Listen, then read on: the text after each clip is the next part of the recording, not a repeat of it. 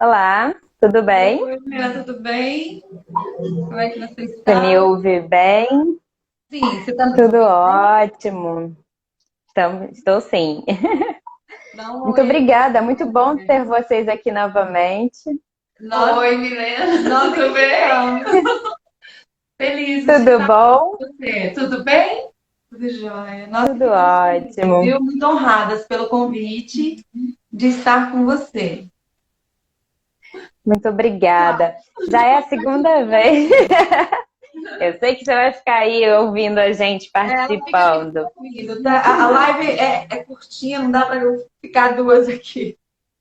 Então, Sim, sim. Muitas pessoas já conhecem vocês, já de repente algumas pessoas que já assistiram da primeira vez estão aqui de novo. Mas eu queria que vocês se apresentassem rapidamente agora, aqui no início, para quem está assistindo a gente. tá, vamos lá. Lourdes Dias, né? Sou pedagoga, psicopedagoga, especialista em autismo, educação especial. Trabalho na Secretaria de Estado de Educação do Distrito Federal, em equipe de apoio à aprendizagem.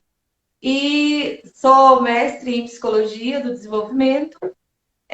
Nós temos um método próprio para trabalhar com a criança dentro do espectro autista, um método que já está aí há mais de 10 anos, né? André, quer falar um pouco de você?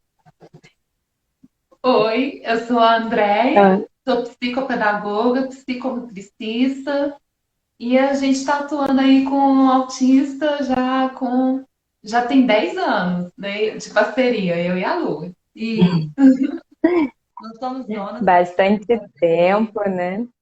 Faz, É. olha, tem uma longa história, Milena, uma longa história com os nossos É meninos. bom que já tem bastante resultado também, né, para poder compartilhar com a gente experiência, para poder trocar com quem Sim, está assistindo a sim, gente.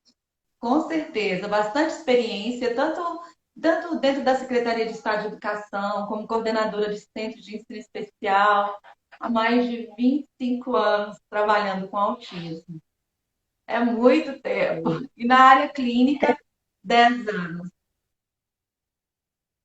Legal. Então, eu tenho algumas perguntas aqui para a gente começar. Quem quiser participar também, enviar perguntas, vai ser um prazer. E aí, tem algumas perguntas aqui já. E aí, a gente podia começar assim: qual é a melhor forma dos pais conseguirem ensinar tarefas simples do dia a dia para os filhos que têm autismo? Tem, assim, deixa eu ver se eu consigo localizar, né, para que eu possa conseguir falar sobre isso. Dentro do espectro tem os níveis, e a gente deve sempre pensar nesses níveis quando a gente vai falar de alguma orientação para atividade. Eu costumo dizer o seguinte: quanto maior a dificuldade do seu filho, mais organizado o ambiente tem que ser. Quanto mais leve esse espectro, mais tranquilo esse ambiente pode ser. Então, se você vai ensinar tarefas simples para essa criança que tem uma dificuldade maior, que tem um comprometimento maior, eu vou precisar trabalhar essa tarefa simples em pequenos passos. É uma tarefa pedagógica? É uma tarefa de vida diária? A qual tarefa, Milena, que você se refere? Se for uma tarefa de vida diária, eu preciso organizar isso muito bem organizado e eu preciso ilustrar isso. Se o nosso menino tem muita Uhum. dificuldade com o processo da comunicação, de compreensão, de mundo, então eu preciso ilustrar essas tarefas, essas atividades de vida diária, de forma que ele entenda o que eu quero dele. Mas tem uma questão que é a chave da questão, é principalmente a organização da rotina. Por quê? Uma criança que tem uma organização, independente dela estar em qual nível, ela sabe o que vem depois. Então, ela se organiza internamente para executar essa tarefa. O que eu acredito muito, que convivo muito com os meninos, independente do nível, os meninos precisam saber o que eles estão fazendo. E eu preciso olhar e verificar em que nível de dificuldade aquela tarefa se apresenta e a partir do nível de Uhum. dificuldade, dividir essa tarefa em pequenos passos ou não, se essa criança tiver um entendimento maior, para que ela consiga caminhar. Eu acredito que tudo vai depender do nível, né? Então, é muito Sim. difícil. Quando a gente fala de espectro, né? A gente está falando de tanta gente, então fica muito difícil. Consegui, Milena? É, conseguiu sim. Entendi bem a questão. A Natácia Caetano já mandou uma pergunta aqui para a gente, perguntando se vocês conhecem ou se já atenderam algum aluno autista com dislexia. Sim, sim. É, como que eu vou explicar para você? Dentro do transtorno do espectro, o autista pode ter essas comorbidades, sim. Principalmente pela dificuldade no processo, não só a dislexia, como a desortografia. Mas, e aí a gente precisa também avaliar para ver em que nível tá. E a gente precisa também de outros profissionais. Então, sozinhos você não consegue avaliar.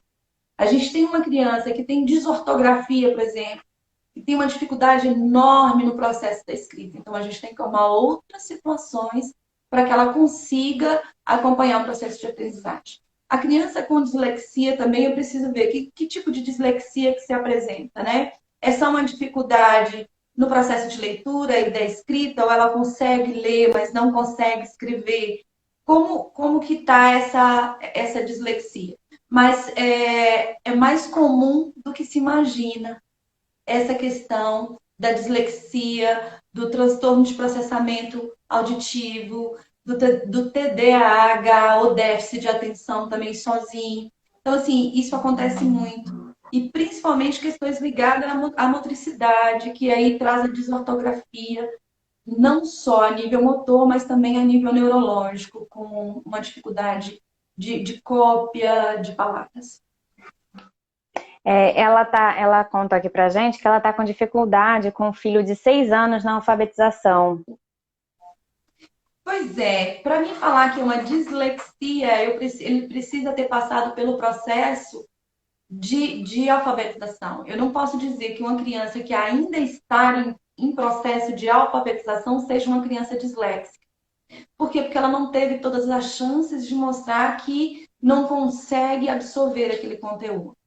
Por que essa criança está sendo julgada como dislexia, né? E aí eu só posso dizer mais à frente, quando ela viveu o processo como um todo, que todas as tentativas foram realizadas e ela realmente não conseguiu avançar no processo.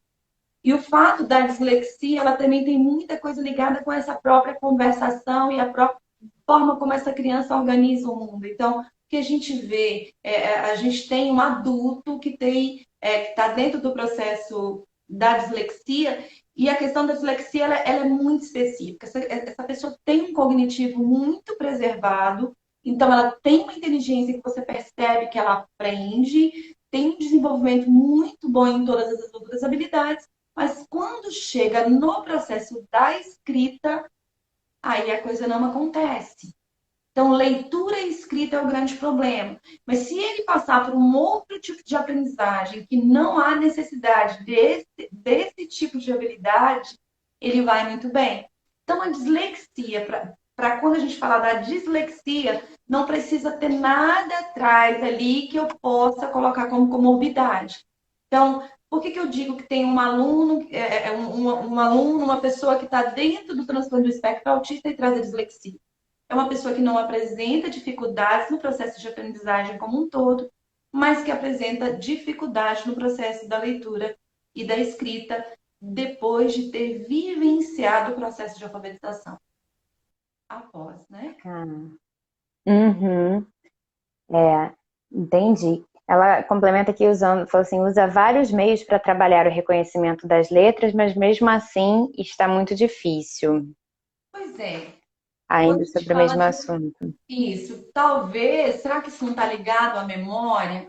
Não está ligado a um outro processo? Como eu disse, a dislexia ela não traz nenhum prejuízo cognitivo. A criança não tem nenhum prejuízo cognitivo. Já a questão da memória, ele traz dificuldades para o processo de aprendizagem, mas a gente vê que tem outras questões ali que precisam ser avaliadas.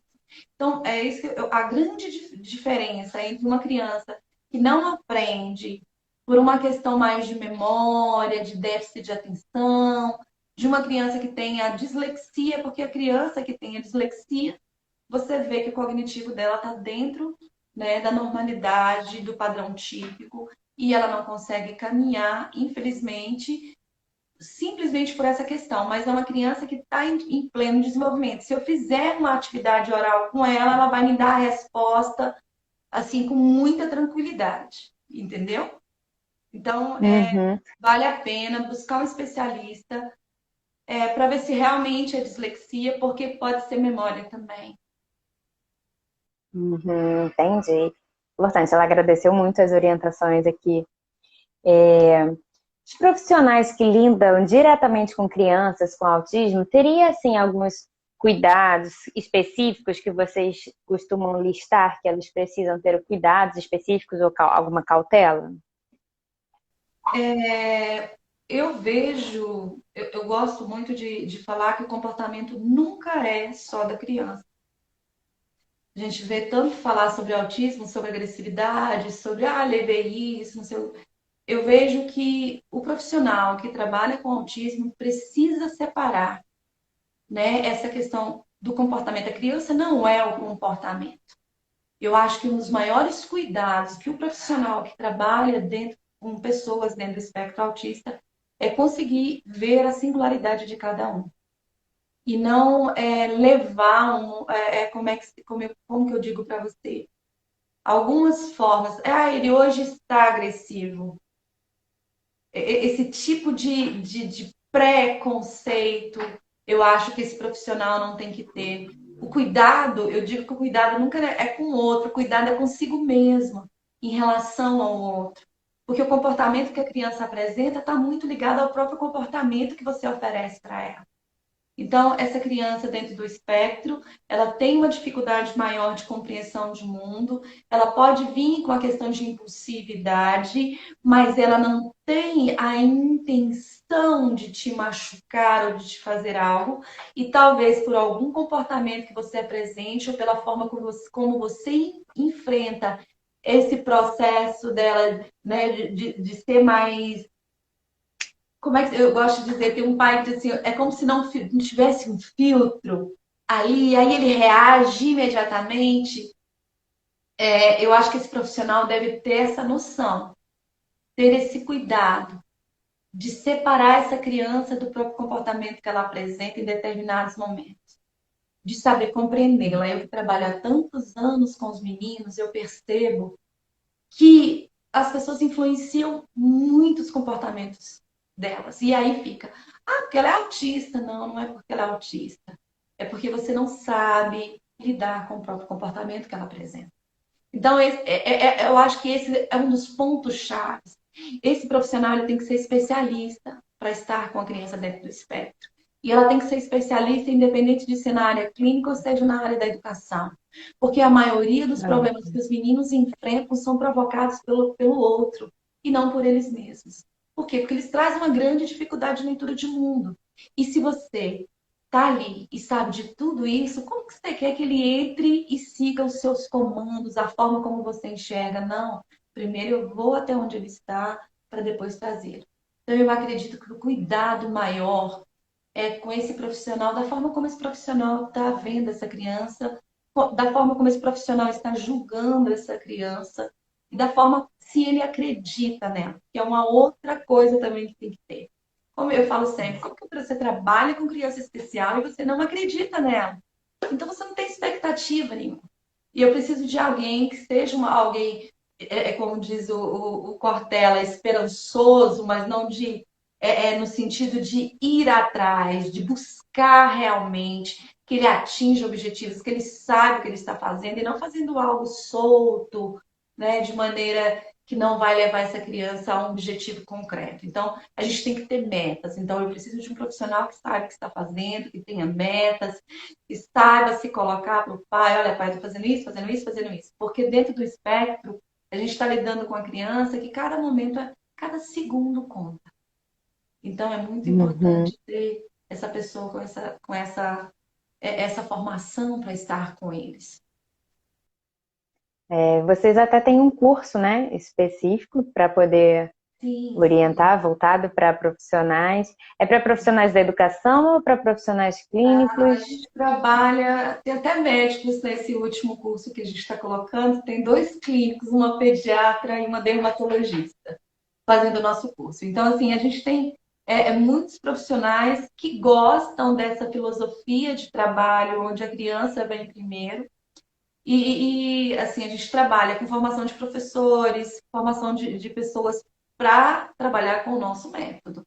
Então, assim, é tudo dentro Uhum. do método Dias Fresotti, né? Então, a gente trabalha com monitor, que é outro profissional que eu também acredito que tem que ter o mínimo de formação, porque a maioria das nossas crianças dentro da escola, ela não precisa de um cuidador. Os nossos meninos não têm tanta dificuldade com as atividades de vida diária, de ir ao banheiro, de independência nesse sentido. Os nossos meninos precisam de mediação para o contexto. E a maioria desses profissionais não tem essa formação para conseguir colocar aquela criança dentro daquele contexto, fazendo parte dele. Então, a maioria faz com que ele se isole, ele não quer ficar aqui, então eu vou. Não, não é isso. Então, eu preciso de alguém que compreenda e saiba o que ele precisa fazer naquele ambiente. A minha a próxima pergunta era até relacionada a isso, assim, na escola, por exemplo, né? Qual é a melhor forma de inserir a criança que tem autismo na rotina da turma, por exemplo? Milena, eu acho que eu sou a única profissional que fala em adaptação ao contexto escolar. Porque se essa criança não tiver adaptada a esse contexto escolar, ela não vai aprender. Porque ela não se sente parte. Para estar dentro de um ambiente, para fazer, né, para estar ali inserido, mesmo com um jeito diferente de ser, eu tenho que me sentir parte daquele ambiente. Então, para Sim. que eu consiga me sentir parte daquele ambiente, eu tenho que, no mínimo, compreendê-lo, de que forma ele funciona. Então, eu vejo que o primeiro momento deveria ser: olha, aqui é a diretora, a função dela é essa, aqui são, como é que se diz? O pessoal da coordenação, a função é essa. Esse aqui é orientador, a função... Porque os meninos, eles não conseguem fazer uma leitura do ambiente de forma aproveitar desse ambiente aquilo que ele oferece. Ler nas entrelinhas. Então, para que essa criança se sinta segura dentro desse ambiente, é preciso que a escola o apresente a própria instituição e a própria rotina daquela instituição. Para que, se ele se sinta inseguro em algum momento, ou se ele vê que algo aconteça, ele poder buscar alguém em quem ele possa confiar. Então, dentro da escola, a gente, ele é autista de alto funcionamento, tá. Mas essa criança, ela consegue entender de que ela tem pessoas ali que estão olhando por ela e por todos os outros, porque a maioria dos profissionais da educação tem que olhar por todos, e de forma especial para aquele que exija. Mas essa criança, ela tem que entender esse funcionamento, por que que ela está ali, por que que aquilo está acontecendo e de que forma aquela dinâmica da escola acontece. A maioria não sabe por que está ali e como aquela dinâmica funciona. Então, assim, eu gosto muito, eu trabalho em CEFs, né? E como a gente trabalha na equipe de apoio à aprendizagem, quando você chega para essa criança e explica para ela como esse contexto funciona e diz para ela assim: olha, se você precisar de alguma coisa, você vai buscar fulano, fulano ou fulano. Por quê? Porque se eu não estiver, o outro está. Se o outro não estiver, o outro está. Então, ele sempre vai ter um lugar para onde ir. Outra questão: Uhum. mostrar para essa criança que nem sempre um sorriso significa aprovação. Isso eu digo para os meninos adolescentes. O que a gente observa muito dentro da escola e os meninos não são preparados para isso? Ele faz, por exemplo, uma piada e os colegas todos sorrindo daquela piada. Mas uma piada que, na verdade, não é algo coerente com o ambiente, com o local. E os outros sorriem, e ele está achando que aquele sorriso é um sorriso de aprovação. E nem sempre é isso que acontece. Ele está sendo alguém que está sendo excluso, mas na hora que ele apresenta essa linguagem, os meninos sorriem, mas não é um sorriso de aprovação. É um bullying mesmo, muito claro. Uhum. Então, assim, como eu vivo muito perto deles, a gente vive muito isso no dia a dia. Porque os meninos têm dificuldade para perceber e para fazer leitura desse sorriso do outro. Então, eu acho que isso Uhum. precisa ser trabalhado com os meninos. A gente fala muito de teoria da mente. Não sei se você conhece da linha cognitivista. A teoria da mente, eu acredito que todo adolescente dentro do espectro, com maior ou menor dificuldade de compreensão de mundo, deveria passar. Porque a teoria da mente vai ensiná-lo a fazer leitura de ambiente, leitura do outro e de si mesmo. Se você está lidando com alguém que apresenta muita dificuldade em compreender os seus próprios sentimentos, em fazer a leitura das sutilezas do outro, é importante que tenha um profissional, um psicólogo qualificado e que trabalhe especificamente com teoria da mente para que ele consiga interpretar o mundo e principalmente o contexto escolar, que é um dos primeiros enfrentamentos dos meninos. Eu posso te citar assim inúmeras situações de sofrimento que eu já vi dentro da escola e que cabe também um amadurecimento desses pais. Então, se eu deixo a minha Uhum. filha, e aí eu vou falar de situações que eu vivo, se eu deixo a minha filha de 18 anos ir com uma boneca na escola de ensino médio, será que isso é inclusão? Até onde eu posso ajudar essa criança? Porque os adolescentes vão olhar aquilo com muita estranheza e vão ter uma reação, Uhum. por mais que a turma seja preparada para aquilo. Então, eu acho que cabe também, eu falo que a primeira inclusão é dentro de casa, porque amadurecimento quem oferece é ambiente. Se eu olho para o meu filho e vejo o autismo primeiro, eu não permito que ele cresça. Então, tem muita coisa aí que se a gente for falar, que vai ficar a noite toda falando. São É opiniões. verdade. ah, Então, é que tá nessa linha do que você está falando, assim, a Natácia até mencionou aqui que, assim, que o acolhimento aos pais também é muito importante, pois quando os pais se sentem seguros, eles passam essa segurança para as crianças, né? Isso. E o ambiente da escola eu acredito que é o primeiro ambiente que eles vão enfrentar, é onde eles vão adquirir maior autonomia para enfrentamento do mundo de uma forma geral. E quando a escola olha para essa criança que situa ela e acolhe, a coisa dá muito certo. Então, assim, Luz, você não pode falar de uma menina de 18 anos que levou boneca porque você está excluindo ela. Aí eu te pergunto, será que eu estou excluindo ou o ambiente estava excluindo ela naquele momento? Será que eu não posso arrumar momento? Ela não precisa ficar sem a boneca. Mas eu posso pegar aquela boneca que era desse tamanho, que chamava a atenção de todo mundo, para uma boneca menor. Eu posso levar ela em Uhum. determinados momentos para ter outros na sala de orientação educacional, para estar com essa boneca. Eu não sei. O que eu penso é amadurecer essa pessoa para que ela possa enfrentar com maior tranquilidade esse ambiente. Porque expor essa criança também, ou esse adolescente, é um risco também que se corre. Então, eu acho que a inclusão, ela É. não tá, ela tá ligada, ela tem, o viés dela é muito grande, assim.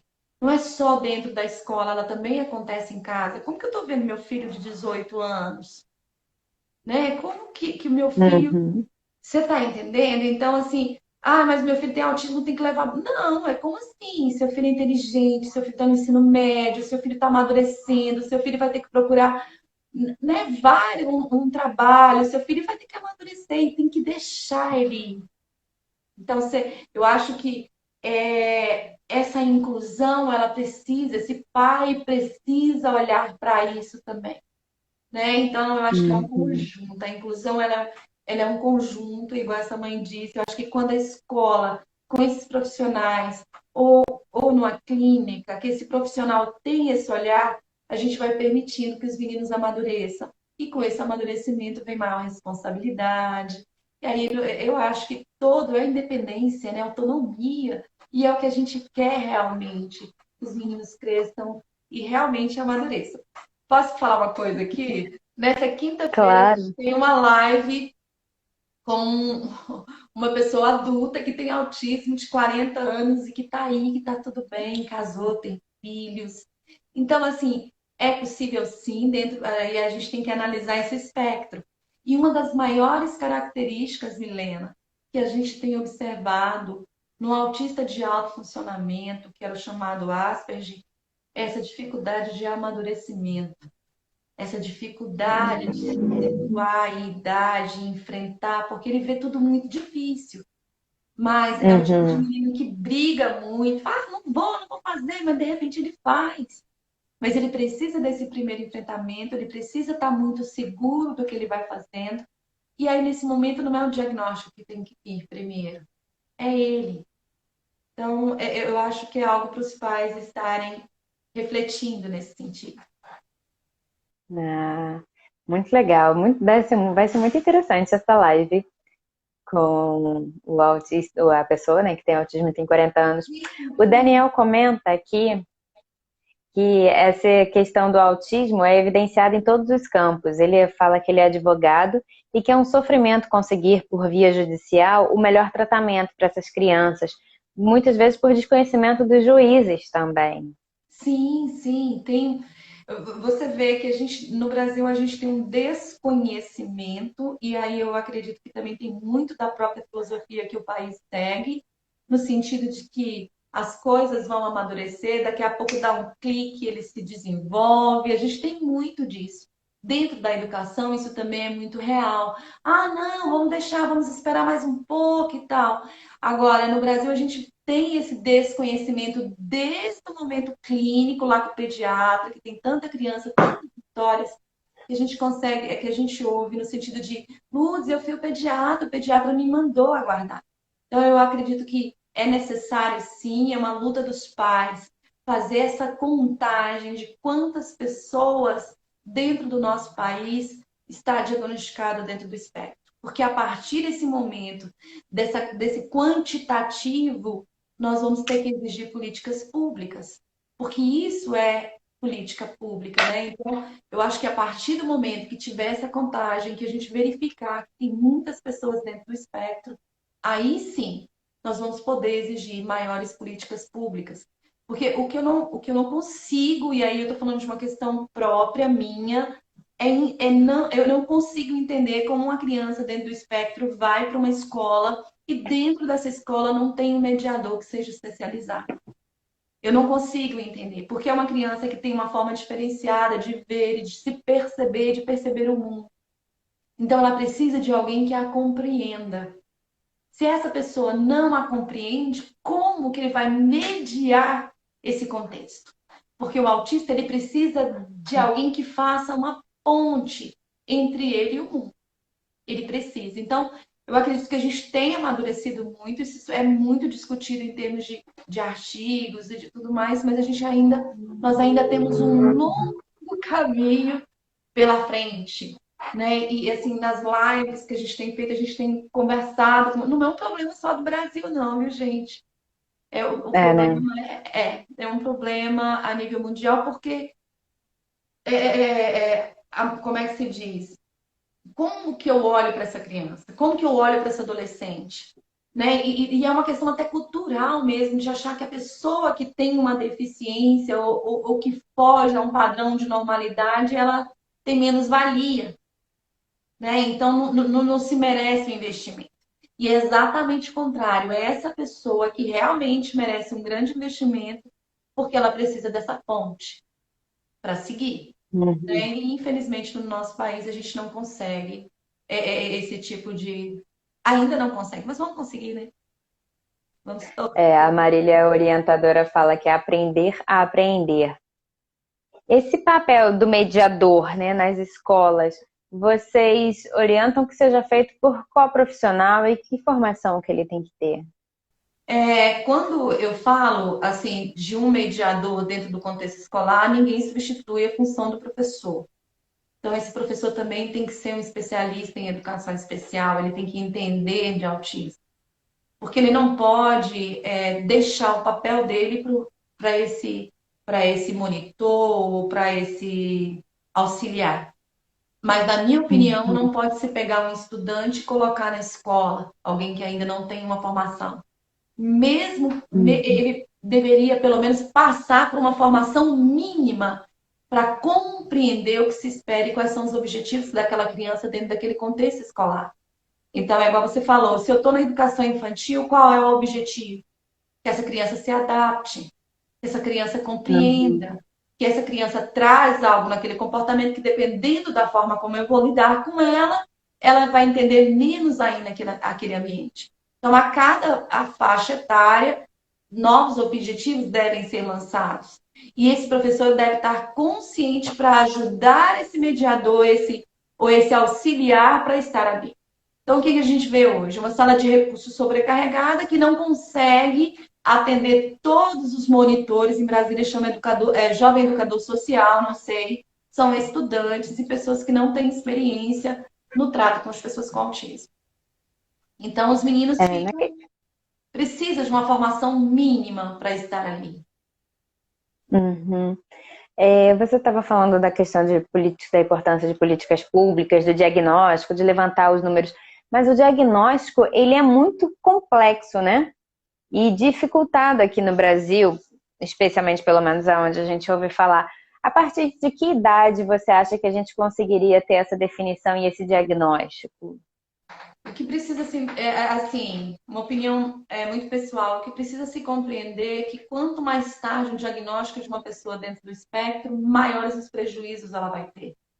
Então, os maiores preditores do desenvolvimento da pessoa com autismo é exatamente a educação precoce. É que essa estimulação comece o mais precoce possível. Então, se você for, vamos olhar uma escala de rastreamento, não é uma escala de diagnóstico, uma escala de rastreamento. Essa escala de rastreamento deveria estar aonde? Nas creches. Elas deveriam estar na creche, por quê? Porque eu vou rastrear aquelas crianças que apresentam os primeiros sinais. Se ela apresenta sinais, ela já deveria estar em processo interventivo. Se ela vai ter ou não um diagnóstico de autismo, não interessa. Mas a hipótese diagnóstica deveria vir, na minha opinião, o mais cedo possível. Existem estudos, Milena, que pega a criança que teve a intervenção precoce e a que não teve. A diferença é muito grande. Então, se você tem uma criança muito comprometida, o diagnóstico dela é muito simples. Por quê? Porque ela não tem linguagem, ela não se comunica, ela tem maneirismos corporais, ela tem questões sensoriais muito sérias, então é muito fácil de diagnosticar. Essa criança está tendo diagnóstico até 1 ano e meio, 2 anos. A partir dos 18 meses, os sintomas ficam muito característicos, então. Só que essa criança, ela tem uma severidade maior. Mas a maior dificuldade de diagnóstico é da criança de alto funcionamento. Às vezes ela passa até para uma criança de altas habilidades, um gênio. E na verdade não é isso que está acontecendo. Essa criança tem um cognitivo preservado, sim. Ela tem muita chance de desenvolvimento, mas ela não está passando pela intervenção que deveria passar. Que é justamente essa que a gente fala, desse contato de olhar, do compartilhar, da troca, que é uma das maiores dificuldades que essa criança vai enfrentar lá na frente.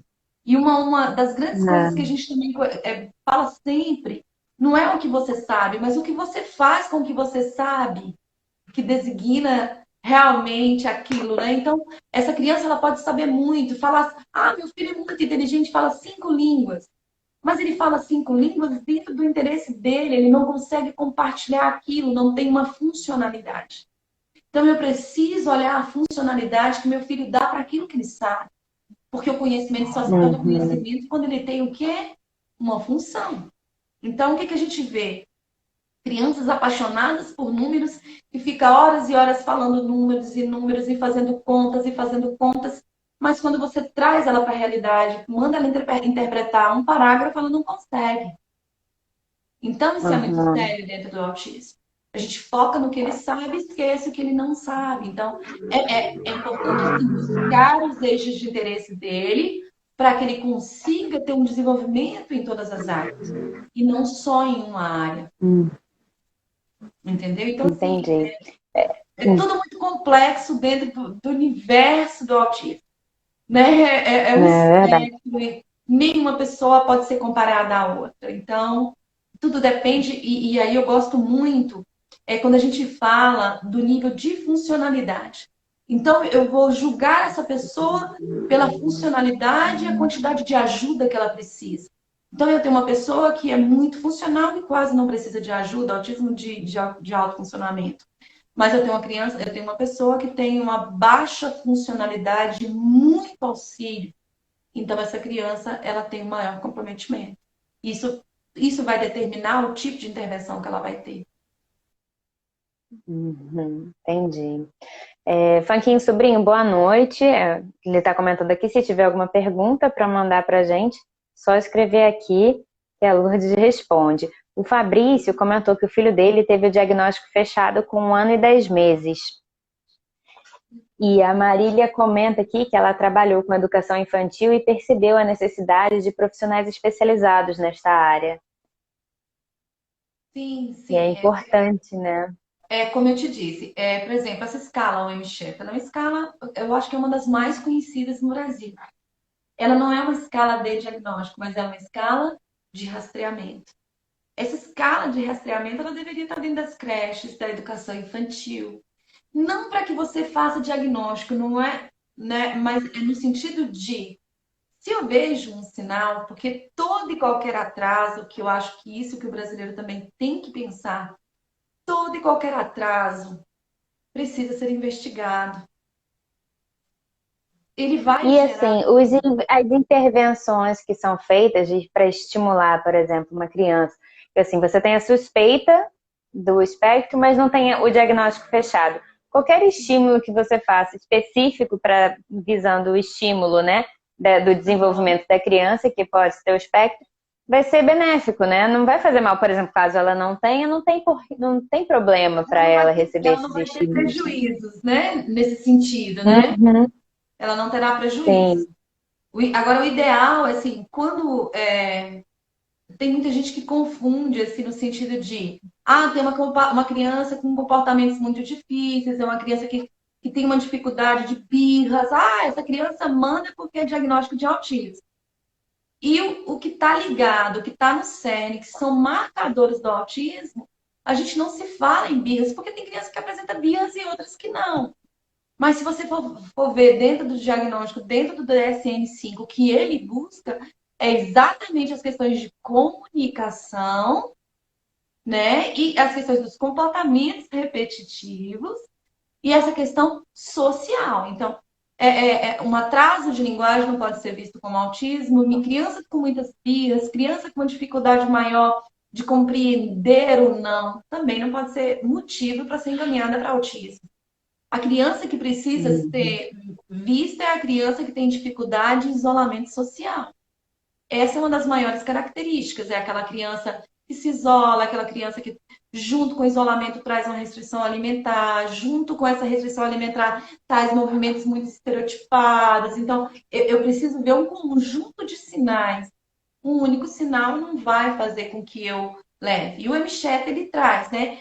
Quais são Quais são os marcadores do autismo? Então, eu tenho várias perguntas, e Sim. dentro dessas perguntas, eu tenho perguntas principais, que são os marcadores do autismo. E aí, era importante que todos os profissionais soubessem disso, sim, porque essa questão também gera muita insegurança para esse professor. Então, tem os dois lados. Assim, às vezes a gente vai dar palestra em escola e a gente vê que o professor está em total sofrimento. Por quê? Porque ele não está sabendo lidar. Quando ele chama esse pai não quer ouvir, então aí a coisa fica, aquele Uhum. engodo, a coisa não sai do lugar. É Entendeu? complicado, né? Muito.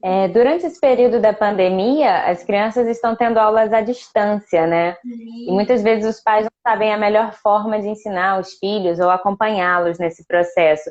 Quais são as dicas que vocês estão dando, as orientações que vocês têm dado nesse período? Eu vou falar um pouco de vivência. Eu gosto de falar porque eu acho que ilustra bastante. Sim, A gente é acompanha verdade. muitas crianças. E a gente está vivendo um momento de crianças com perdas de habilidade.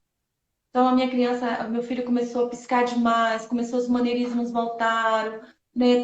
Então, o que a gente tem observado, Milena, entre aquela mãe que está conseguindo caminhar e aquela família que não está conseguindo caminhar? Organização do ambiente. Eu sei que esse pai não vai conseguir organizar esse ambiente, né? Deixar aquilo impecável. A gente não está se referindo a isso. Mas eu estou me referindo àquela organização mínima que essa criança precisa fazer. Ela estando ou não dentro do espectro, ela precisa compreender que tem que estudar. Não é Uhum. porque. Então, mas isso é um posicionamento pessoal.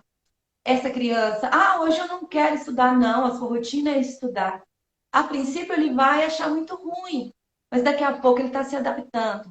Se ele não consegue, não tem resistência para estar junto a questão remota, um computador, um celular, que essa criança também, pelo menos, tenha a atividade do dia, uma atividade pedagógica. Sim. Essas crianças que estão ficando muito no computador, muito no celular, muito no ócio, com movimentos estereotipados, a gente está vendo um processo de regressão. Essa criança que mantém uma rotina mínima de uma atividade pedagógica por dia, de uma atividade mais lúdica, e que esse pai está conseguindo fazer esse trabalho, essa criança está mantendo o desenvolvimento. Então, assim, ao mesmo tempo que eu tenho uma criança que passou por um processo de regressão, eu tenho crianças que estão avançando. Por quê? Porque a mãe tá ali, tá... Sim, é um negócio assim. Você fica assim, por isso que eu digo, dentro do espectro são muitas nuances, não dá pra gente falar de uma pessoa, de uma criança de uma forma geral. Então a gente tem crianças que estão avançando, mas porque esse pai está tendo a oportunidade de estar ali, aquele pai está revendo conteúdos, aquele pai. Então, assim, essa criança ela precisa desse mediador, seja em qual ambiente que ela esteja. Daí, se meu filho disse para mim assim hoje, mãe, não quero estudar, o que você vai dizer para ele? Poxa, nós vamos ter que estudar, não vamos? Então, por que o nosso menino dentro do espectro também, ele vai sofrer, ele vai chorar, vai ser difícil para todo mundo. Mas se eu mostrar para ele que isso é necessário e que eu não vou desistir dele, ele com certeza vai fazer a atividade dele. Então, eu acho que esse movimento da família, ele também. Eu sempre vou falar da família, eu amo, acolho muito os pais, mas esse movimento é muito bom, no sentido de. Ah, meu filho tem teleaula hoje, né? Não sei. Olha, ele não consegue ficar aqui, não tem resistência. Ou ele fica aqui 20 minutos e dá uma voltinha pela casa e senta de novo. Então, isso vai depender da tolerância da criança. Então, eu vou adaptar tudo à tolerância dela, mas eu não vou permitir que ela escape. Então, eu facilito tudo. Então, se a minha criança, eu vou dar um exemplo, se a minha criança acorda e vai assistir o melhor desenho que ela gosta, e na hora que ela está lá no desenho, fala, agora a sua atividade está pronta, vem fazer, com certeza ela não vai querer, né? Não vai. É verdade. Vai querer. Então, Ninguém quer. Né? Qual o melhor horário de funcionamento? É de manhã, é à tarde? Qual o melhor horário que ele está mais desperto para fazer essa atividade? Vou deixar uma coisa mais. Olha, então você só vai ver TV depois que fazer sua atividade. A gente pode fazer trocas, sim, no dia a dia. Mas agora, tirar ele do computador, deixar ele jogar o game, vai ir para a mesa para fazer atividade, quem é que não vai reclamar, gente? É claro, né? Não vai reclamar. Então, eu acho que é verdade. Tem que pensar nisso dessa forma também. A rotina é importante em todas as fases, né? Até para os adultos, para as crianças e para quem tem o espectro do autismo é mais importante ainda, né? Por que isso? E aí a gente vai reforçar o que a gente tem dito para você desde o início. Se eu tenho uma criança que tem uma dificuldade de compreensão de mundo, se essa criança não tem uma organização mínima, como ela vai ficar extremamente ansiosa? Porque ela não sabe o que vem depois. Por isso que a maioria das rotinas para a criança dentro do espectro são rotinas com figuras. Por quê? Porque nem sempre a palavra falada é compreendida. Então, dependendo dessa criança, do nível de desenvolvimento dela, ela sequer fez o pareamento palavra e significado. Então, se eu tenho uma criança que ecolaliza muito, que não consegue ajustar uma frase, é por quê? Porque ela tem baixo repertório de compreensão de linguagem. Ela não compreende o mundo que está ao redor. A fala não tem função de comunicação. Por que não tem função de comunicação? Porque não tem significado. Porque a partir do momento que tiver significado, aí sim passa a ter função de comunicação. Então, tudo dentro do espectro, a gente tem que pensar muito nessa questão de significado. Então, quando eu apresento uma imagem visual e digo para ela, agora você faz isso, depois a gente faz isso, depois a gente faz isso. Para ela fica mais tranquilo, para que ela consiga entender o que vai acontecer. Isso reduz comportamentos, isso reduz birras. Então, por quê? Porque é como se a mamãe falasse, olha filho, acorda agora, daqui a pouco a gente vai na casa da vovó e depois a gente vai fazer tal coisa. Aquela criança consegue organizar. O nosso menino não, nosso menino ou menina não consegue organizar dessa forma. Então, ele precisa da rotina. E como que vocês lidam, orientam os pais, né, a lidarem com a expectativa em relação ao desenvolvimento dessas crianças, dos meninos?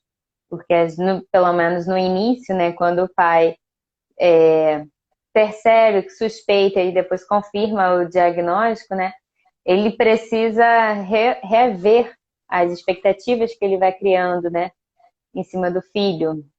Mesmo antes de nascer, já cria algumas expectativas de Não, retorno, de carinho. a família Como é que é isso? vive um momento de desconstrução, né, do filho ideal, É, daquilo que foi planejado. Mas se você for pensar direito, nenhum de nós somos o sonho do papai e da mamãe. sim. Se a gente for pensar direito, chega. Só que a gente vive isso muito na adolescência, né? Que a gente segue o nosso caminho, o pai fica meio decepcionado, mas depois as coisas se ajeitam. É. Mas qual é a grande questão, assim, quando eu olho para uma criança e aí eu acho que é dia a dia, sim, dependendo do nível da criança. E pela forma como ela se apresenta e das características que ela traz, quanto mais sintomas essa criança apresenta, mais severidade essa criança traz. Então, lidar com esses pais também é acolhê-los, no sentido de que é um dia atrás do outro. Eu consigo, assim, eu gosto muito de falar da experiência, como eu disse para você. Teve uma mãe que falou assim: olha, o médico falou para mim já arrumar alguém para cuidar da minha filha, porque é melhor investir em um cuidador do que nas terapias, porque minha filha realmente não vai para frente. Então, assim, quem somos nós para julgar ou para apontar um tipo de destino nesse sentido? Dentro da clínica, nós temos crianças com 7 anos que iniciou a fala com 7, 8 anos de idade. E após isso, crianças que foram alfabetizadas com 8, 9 anos e depois a coisa caminhou. Então, eu não posso estar julgando ou apresentando para aquele pai de forma fatalística. Olha, eu às vezes, assim, eu falo para a mãe, olha, a gente vai fazer o nosso melhor. Se essa mãe entrar num processo de depressão e se ela não olhar para esse filho com esse potencial, ele não vai ter. Ele precisa, sim, ser reconhecido como alguém que traz tudo isso, mas ele principalmente precisa ser acreditado pelos pais, no sentido de, estamos juntos, filho, vamos nessa. Então, eu vejo que quando tem essa mãe, que por mais que ela deixe a dor dela ali um pouquinho guardada, encontra ela de noite, mas enquanto tá com seu filho, porque aquela mãe que acredita, ela faz. Ela arruma Uhum. maneiras de fazer. E aí eu convivo com pessoas que têm uma condição econômica muito boa e pessoas que não têm. Mas o que motiva não é a quantidade de dinheiro que essa pessoa tem para investir nas terapias. O que motiva é o tamanho da crença que cada um leva para essa criança. Porque se eu acredito no meu filho, eu faço ele apagar a luz. Se eu não acredito, eu vou lá e apago por ele. Então, eu acho que isso é muito importante, né? É olhar para essa criança e dizer: olha, difícil, mas estamos juntos, vamos que vamos, você vai aprender. E a mãe que faz isso, eu vejo crianças assim, adultos hoje, que eu acompanho há muitos anos, de grande comprometimento, que hoje senta na mesa como um gentleman e corta sua carne. Não foi o trabalho do terapeuta, foi o trabalho da mãe, da família, pela crença e pelo acreditar e que insistiu uma, duas, três, quatro, porque os meninos têm muito disso, eles precisam de treino. Então, assim, se eu desistir, a coisa não vai mesmo. Então, eu não posso, igual essa mãe que falou, né? Eu tentei uma metodologia, não deu, ele só tem 6 anos. Qual a metodologia que você tentou por quanto tempo? Para buscar um outro diagnóstico. De que forma isso foi feito? Ele olha para essa letra, como eu disse, ele precisa fazer esse pareamento mental. Então, os nossos meninos têm muito disso, das pessoas desistirem. E o grande segredo, sabe qual que é, Milena? Não desistir. Ah. Você contando aqui, eu fico imaginando como deve ser a sensação. E o que que acontece para, de repente, uma criança aos 7 anos começar a falar, né? Como é que é esse processo? O que que Como O é que que está isso se desenrola, né? De Eu repente, acho que o que está vira a chave. ali é o trabalho, é o acreditar, é o repetir, repetir, repetir, repetir, até que aquelas conexões se fazem. E aí a gente tem que ver, tem um neurologista que fala assim, muito bonitinho, ó, eu gosto dessas coisas. Ele diz o Hum. seguinte: todos os neurônios dos nossos meninos estão lá, eles não estão perdidos, mas os braços são curtos. E a gente precisa encontrar caminhos para que esses braços cresçam e façam as conexões e as sinapses necessárias. Então, não há uma lesão em si. Os neurônios estão lá e já é comprovado que a pessoa dentro do espectro tem até mais neurônio do que nós. Mas o filtro, a organização disso não existe. Então, é como se ele estivesse. Todo Uhum. mundo tem um porteiro e ele não tem esse porteiro. E a gente precisa trabalhar, trabalhar, trabalhar até que ele consiga filtrar tudo isso e organizar tudo isso. Então, se esse neurônio está lá, a esperança, sim. E se eu trabalho com eles e não acredito, Milena, desisto. Então, tem que sair, dar para alguém que vai fazer com muita crença, com muito amor, com muita. Porque aí a coisa vai. Porque os meninos, eles fazem a linguagem. Eles têm dificuldade com essa linguagem nossa, mas a linguagem afetiva, ela está em qualquer lugar, menina. E ela É, né? atravessa a porta, atravessa tudo. É verdade. A Marília comentou aqui assim que a família é parte importantíssima, né? E aí o Sim. Fabrício conta aqui uma história pra gente. Ele fala que quando a gente teve o diagnóstico do autismo do bem, todos falam do luto pelo filho idealizado, mas a Lourdes, a Andréia e a Cíntia sempre disseram: estamos juntos, vamos trabalhar que vai dar certo. E está dando, todos juntos. Isso mesmo. O Fabrício é o Vale conhecido, o filho dele é lindo. E tá começando agora, a coisa fluir. Nossa, é lindo, Milena. Eu fico louca, assim, sabe? Quando a gente vai, eu realmente me encanto. Por quê? Porque ele tava ali, fechadinho, encapsulado, e de repente a coisa, né? Vai! Mas para isso eu não posso ter deixado de fazer. É dia a dia, é ali. Os pais, eu acho que se desgastam muito emocionalmente por isso. Então, eles precisam de um acolhimento muito especial. O Fabrício, que está falando aí, é um pai exemplar. É uma pessoa sozinha, viúvo, e que tem uma luta muito linda com o bem. E como diz, o bem, tá caminhando, tá dando certo. Mas ele nunca deixou de acreditar no bem. Então, eu acho que é isso. Esse acreditar, ele vai muito além da própria terapia ali, das orientações dos profissionais. Eu não gosto de olhar com negativismo, assim, quando eu era mais jovem, que a gente fazia curso, que fala assim, professora, meu menino, meu aluno tá batendo a cabeça, nossa, você não tem diagnóstico de autismo, ele vai bater a cabeça? Como assim? Não! Então, assim, eu acho que sempre existe solução.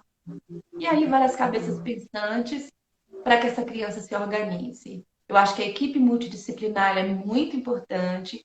Todos os profissionais que fazem parte desse processo são muito importantes para que a gente consiga soluções. É um problema de cada vez. Então, eu acho que Não é é isso. verdade? É muito lindo, é muito bom te ouvir falar. Obrigada. E, Eu a- sou e leva. apaixonada pelos meninos. Mas é porque faz. A gente fica arrepiada em alguns momentos te ouvindo falar, contando sua experiência, dando a orientação.